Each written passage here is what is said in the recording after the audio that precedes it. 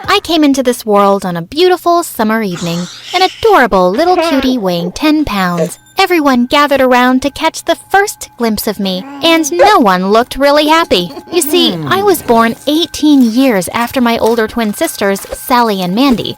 Just when my parents thought it wasn't even possible to have any more kids, I came along. Within the first week of bringing me home, my parents were at their wits' ends. I'm trying to sleep.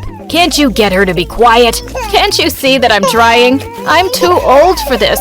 Should we give her up for adoption? Dad instantly sat up straight in bed. That's not a bad idea. Just then, Sally came rushing into the room. Mom, Dad, don't give her away. I'll take care of her, I promise. And just like that, Sally practically became my mom and raised me. Mandy never helped out. She seemed to care as little about me as my parents did. Once, when I was a year older, Sally wasn't home and Mom had to take me to the grocery store with her. A stranger saw me in the cart and started gushing over me. Oh, your granddaughter is adorable. Mom was furious about being called a grandmother. She refused to go out with me in public after that. By the time I was 2, I hadn't started saying any words. Sally felt worried and told my parents to take me to a speech therapist, but they just scoffed. It's a good thing she's quiet. She'll be talking our heads off soon. But 2 more years passed and I still hadn't spoken anything. My doctor said my speech problems may be due to some complications during Mom's pregnancy. Great. Isn't it embarrassing enough that she just dropped out of nowhere and now she's too dumb to speak? I wasn't too dumb to understand Mandy's mean words. Later that night, I snuck into her room and threw all her precious makeup in the toilet. Her screams the next morning made my day.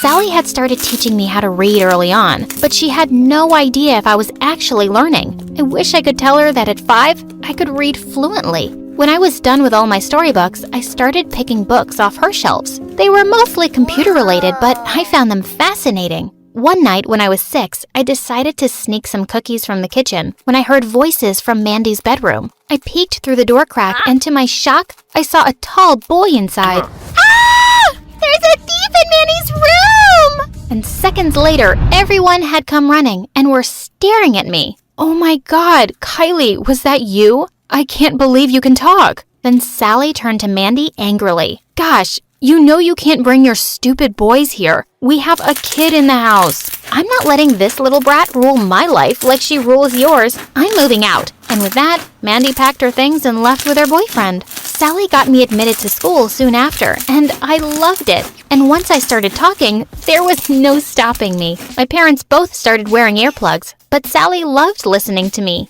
My teacher said I use really big words, but I'm a big girl with a big brain and big ideas. I have to use big words to express them, right? When I was in the 6th grade, the school called the kids' moms to talk about their careers on Mother's Day. And of course, Sally came. I felt so proud as she told everyone all about being a computer engineer. But when we were walking home, she turned to me with tears in her eyes. I have some news, kiddo. I got a really good job in another city, and I have to move. It was one of the saddest days of my life when I watched Sally leave. Dad was mostly away for work, and Mom was really bad company. She wouldn't even let me play outside with the other kids after school because she'd have to keep an eye on me. But I'm bored. Here, I have a fun idea. Why don't you learn how to knit? And she took out an old knitting basket from her closet. I'm 12, not 70. Also, are you gonna teach me? God, no. There are plenty of tutorials online. And with that, she opened something called YouTube on her tablet and went off to take a nap. Surprisingly, it turned out that knitting was quite fun. I learned the basic knots first, and then moved to the more advanced lessons. By the end of the month, I'd knit scarves for both my parents, who said they would never wear something so ugly. I still enjoyed it and kept learning. And even better, I discovered all sorts of videos related to computers and software and app making. And I was hooked. But one day, the worst possible thing in the world happened. I was trying to open YouTube, but the page just kept giving an error. And then I heard on the news that YouTube was banned across the country. I was horrified. It was all anyone could talk about in school, too. I'm moving to another country. I'm arranging a town-wide protest tomorrow against the government. We want YouTube back. Just then, I had a light bulb moment and got the greatest idea ever. but I needed the help of a boy, so I put up a job poster on the bulletin board the next day. I got one text from a boy saying he was interested and could meet me at midnight. He said he was too ugly to send a picture, so I told him that he'd have to pay me $100 to identify himself, and he agreed. That night, I snuck up to the attic quietly. Soon after, I heard a sharp knock on the window and saw a boy standing outside. I was really shocked. Ugly? What had he been talking about? He was a total hottie, and he smelled nice too. The boy handed me a $100 bill. You told me to meet you here and give you $100? I'm Mark, the computer geek. Oh, yes. And it's $200, actually. He gave me another bill, and I quickly put the money in my pocket. So what's this job about? I have an awesome idea for an app. What if there was an app we could download on our phones to access blocked websites? He looked really impressed, and we agreed that he could come here every night secretly and work till dawn before anyone woke up. Great. And what will you pay me? I quickly took the $200 out of my pocket and gave it to him. Well, let's start off with that, shall we? And you can take 10% of anything I make once the app is successful. Mark smiled at me, and my knees felt a bit wonky. Deal. And with that, he was gone. For the next few weeks, Mark and I worked every night on the app in the attic. He was really smart and funny, and my secret crush on him was just growing stronger. It was getting kinda hard to keep all these secrets, though. I was dozing off here and there all day, and Mom was getting suspicious. Why are you so sleepy all the time? What are you up to all night? Knitting, Mom. What can I say? I'm obsessed. One night, I had a present waiting for Mark when he came. It's not much, but I made you this scarf. It's green, like your eyes. I mean, not that I've really noticed the exact shade or anything. He grinned and immediately put it around his neck.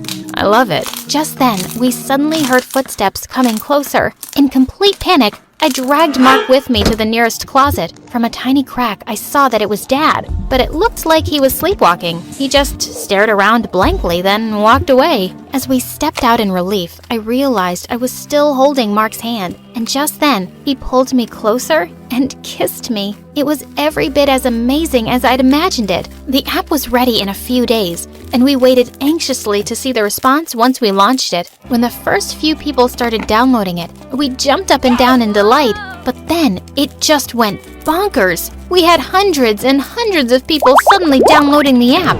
The number had gone up to thousands by morning. The school was buzzing with excitement that day as everyone was on their phones, and I overheard the girls say, "Download FireGuard app already, loser. It's so cool. Thank God I can finally post my makeup tutorials again." So amazing. I've really missed watching all my favorite channels. Whoever made this app is really smart. This was an instant hit, and I was about to get very rich. Of course, I kept this a secret from everybody, especially my parents. As it grew more popular, the app constantly needed upgrades, so Mark would still come to the attic, and we secretly kept working and celebrating our success. By the end of high school, I'd made enough money to easily go to any college and live independently. I'd been accepted into MIT, and I could hardly wait to go in the fall. But then, something really unexpected happened. One day after dinner, the doorbell rang, and when I opened the door, Mandy was standing there holding a baby girl. "Oh, Aunt Kylie, say hello to your niece." And with that, she dumped the baby in my arms and ran to hug Mom and Dad. "Hello, Grandma and Grandpa. We're moving in with you guys. Isn't that great?" Yeah, I dumped my stupid husband, finally. My parents looked like they were about to faint. They absolutely refused to take care of the baby, and Mandy was just as selfish as ever. So she just expected me to take care of her. But to be honest, I didn't mind because my niece was adorable, and it's not like I was going to be around much longer. Auntie Kylie will be off to college soon, but it's our little secret, okay? I'm really gonna miss you. The night that I was leaving, I left my parents a note in my room and was planning to sneak out of the attic. Mark was already there to help me with my bags. Ready for this adventure? So ready. As Mark pulled in for a kiss, suddenly the door flung open and we flew apart to find my niece standing in the doorway. "Auntie Kylie is here!" And to my horror, Mandy walked in right behind her with an evil smirk. "Gosh, don't you know you can't bring stupid boys here? We have a kid in the house. Wait till I tell Mom and Dad." "Tell us what?" And they were both behind us. God, was the entire house awake today? "Where do you think you're going, Kylie? And who's this boy?" "Mom? Dad? I'm leaving because I've been accepted at MIT. They all stared at me for a minute and then burst out laughing. Yeah, right. As if you're smart enough to get in there. It took you 5 years to start talking, remember? And who do you think is going to pay for college anyway? You think we've been saving for that? I felt really mad, and I couldn't keep it in any longer. I whipped out my college acceptance letter and waved it in their faces. I did get in, and I don't need your money. I came up with the idea of the FireGuard app, and Mark helped me develop it, and it changed a lot of people's lives, and I'm rich enough to never need a cent from you ever again. Suddenly, both my parents were hugging me and smothering me. Storytime about how my ex broke into my apartment and trashed my entire apartment and ruined every single thing that I owned. I'm not gonna lie, my relationship with my ex is terribly toxic. We actually met each other on a dating app, I know. He was absolutely charming on the first date. Second date, not so much. And third date, he was absolutely awful. But I just started falling in love with him, like literally from the moment I met him. I had it in my head that I was gonna make him a good boyfriend. Like, me?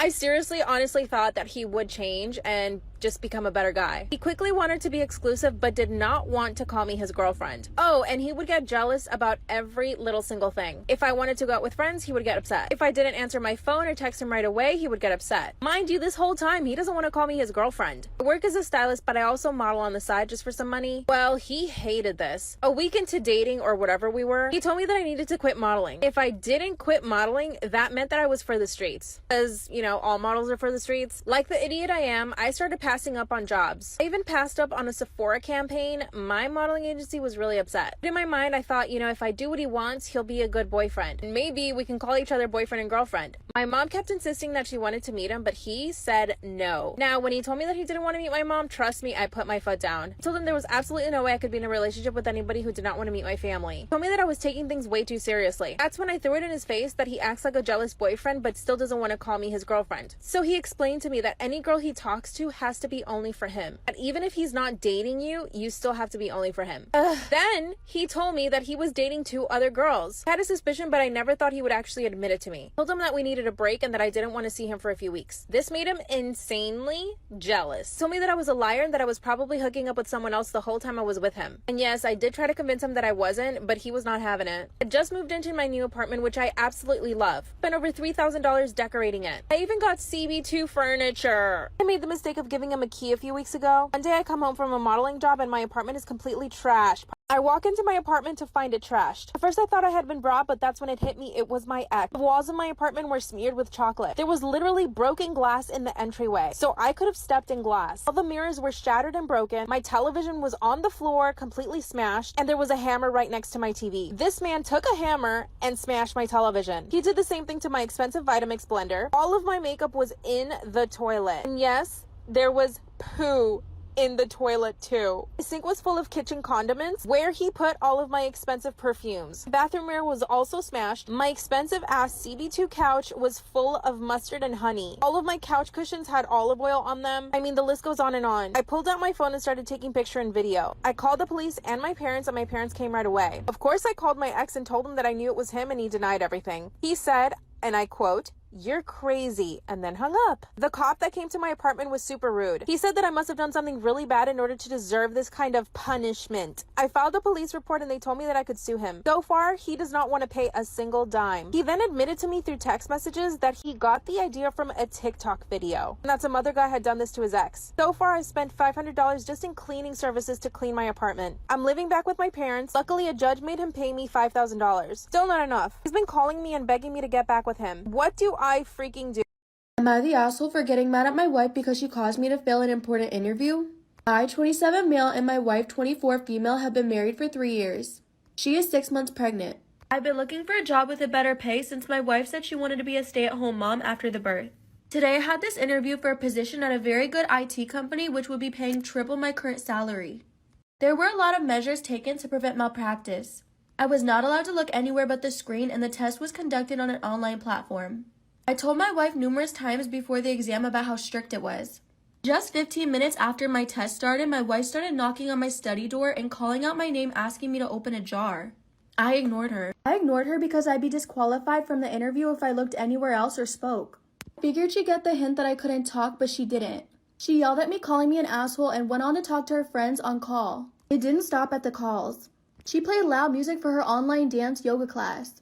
It was extremely distracting and I made a lot of mistakes in the exam. I got the results immediately and as I suspected, I failed. This was the 5th interview my wife ruined like this. I told her to start working again after the birth and I'm okay with paying for a nanny or sitter.